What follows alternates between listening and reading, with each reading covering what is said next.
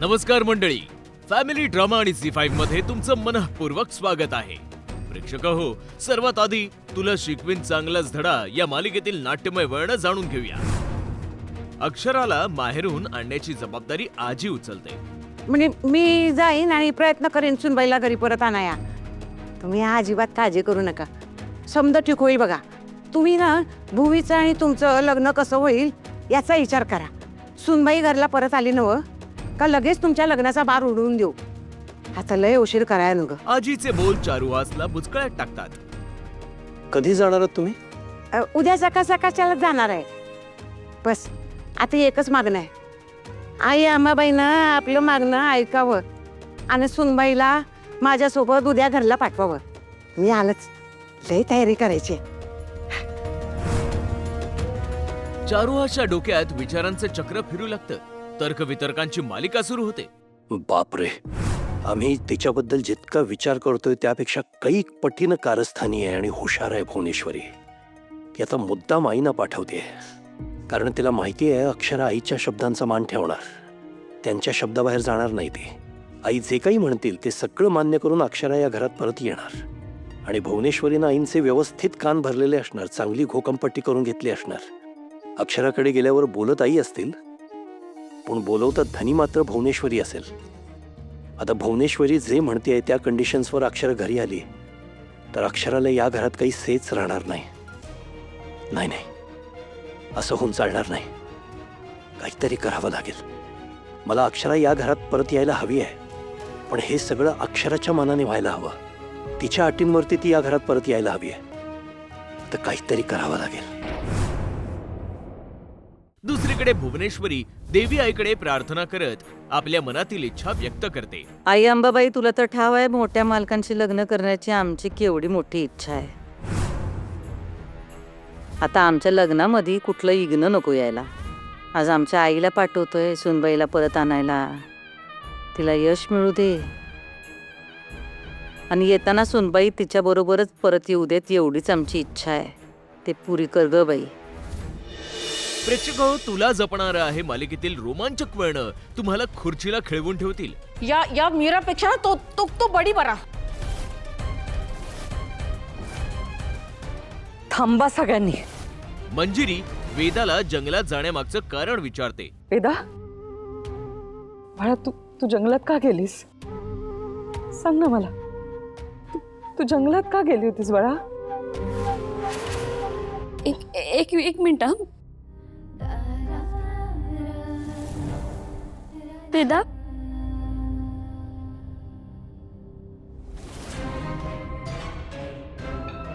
वेदा वहीवर काहीतरी लिहिते आणि मंजिरी ते वाचते.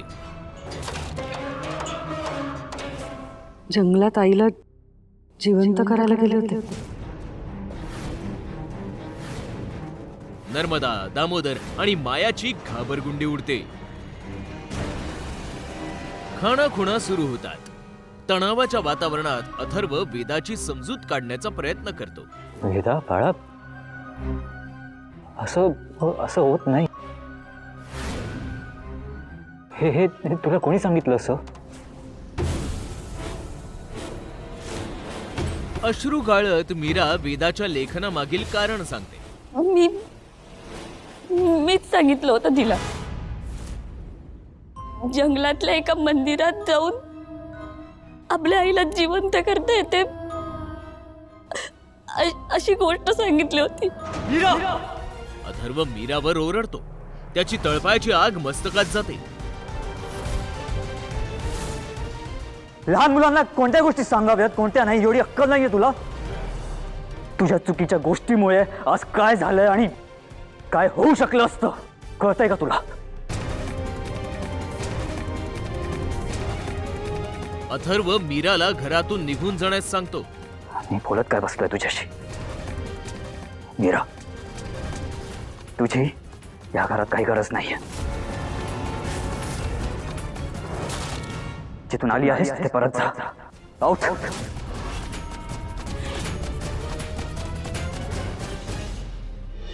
आता मंडळी, सावळ्याची जणू सावली या मालिकेतील चढ उतारांबाबत जाणून घेऊया. एकनाथ आणि कान्हू जयंती आणि सखदेवची वाट बघत असतात. तेवढ्यात ती दोघेही येतात. हा आले बघा. हा आले दोघ जण. अहो आली ती दोघ जण. या पटकन बाहेर.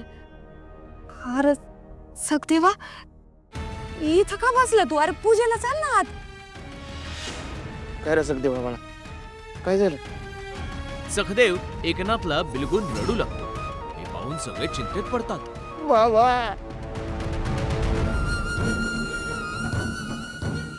बाबा सखदेवा अरे काय झालं? बाबा, माझ्याकडून खूप मोठी चूक झाली बाबा. रडतोय कशा पायी? अरे बोल ना. नाही सांगितलं तर कसं कळणार बरं आम्हाला? बोला ना,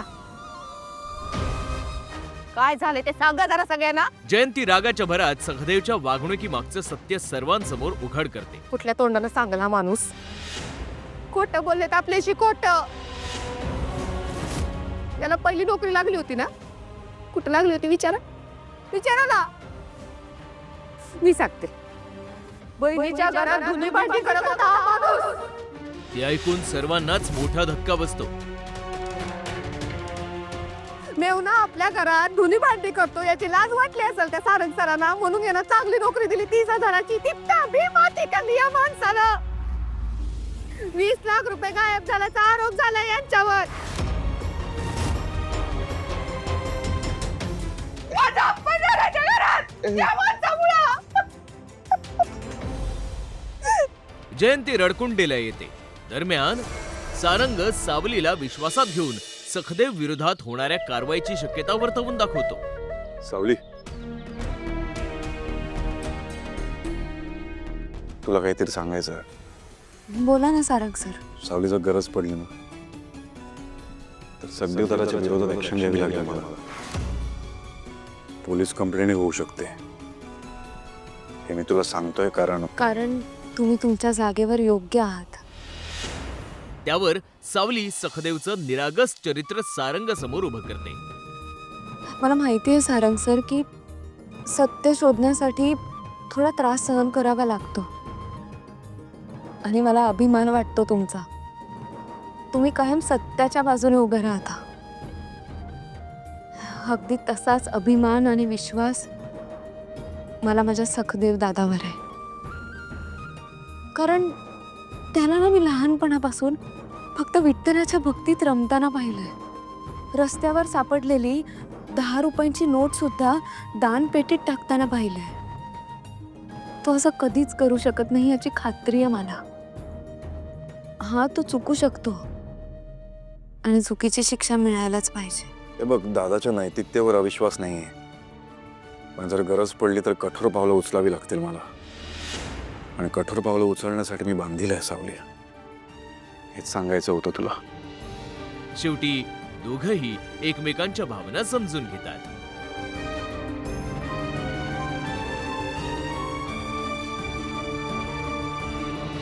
प्रेक्षक हो, आता महाराष्ट्राच्या महामालिकेविषयी म्हणजेच लक्ष्मी निवास बद्दल जाणून घेऊया. अगं काय ग, अशी का ओरडतेस? सिंचना सांगते की तिचे सोन्याचे दागिने चोरीला गेले आहेत. लक्ष्मी, वीणा आणि वेंकीला हे ऐकून धक्का बसतो. आपल्या घरातून, माझ्या रूम मधून माझे सोन्याचे दागिने चोरीला गेलेत. अगं काय बोलतेस तू? कसं शक्य आहे? खरं तेच सांगतेय आई. फक्त चोराने चोरी नाही केलीये, त्याऐवजी बेंटेक्सचे दागिने रिप्लेस केलेत. दाखवते मी तुम्हाला आई, थांबा. हे बघा आई, हे बघा. हे वाटतंय खरे तुम्हाला? बेंटेक्सचे थे. आणि हे बेसिक आहे की बाहेरचा कुठलाही चोर चोरलेले दागिने रिप्लेस करायला घरी येऊ शकत नाही. सिंचनाचा राग अनावर होतो. घरातल्याच कोणीतरी माझे दागिने चोरलेत.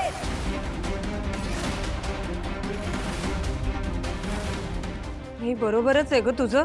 प्लीज वहिनी. अप्रत्यक्षपणे संशयाची सुई ती वीणाकडे वळवते. यामुळे वीणाचाही पारा चढतो आणि दोघांमध्ये खडाजंगी होऊ लागते. तुम्ही तर यामध्ये बोलूच नका. अगं आणि माझे दागिने जर तुमच्या नजरेत इतकेच खुपत होते ना तर येऊन मागायचे ना माझ्याकडे.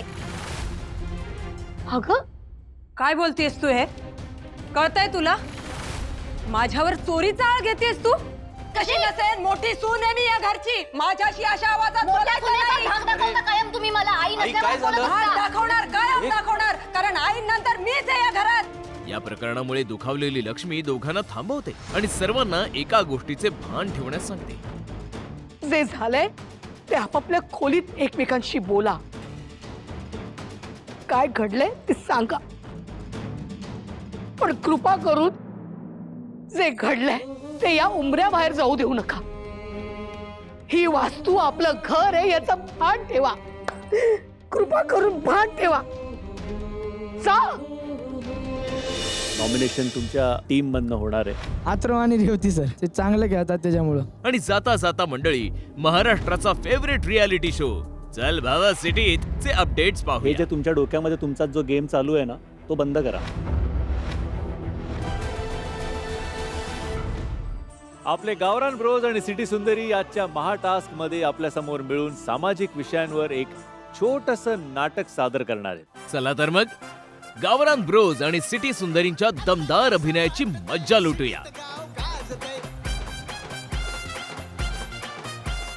आमच्या ना आत्तेकडे जायचंय आम्हाला जरा रस्ता सांगा ना आम्हाला.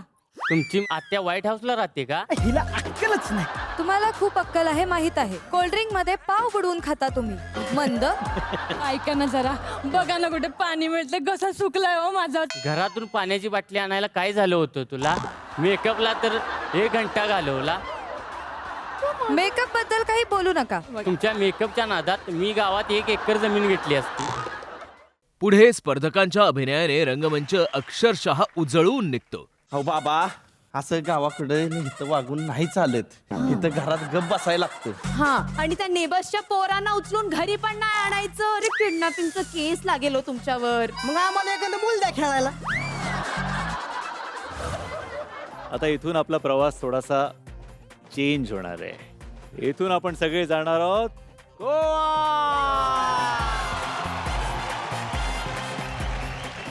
कारण गोवा इज ऑन. मंडळी, ही फक्त एक झलक झाली. या मालिकांचे संपूर्ण एपिसोड्स पाहण्यासाठी आताच झी5 ॲप डाउनलोड करा आणि पहा सर्व मालिका कधीही कुठेही, तेही एकदम फ्री. फक्त झी5 वर. कारण झी5 टीव्ही आहे आपला टीव्ही.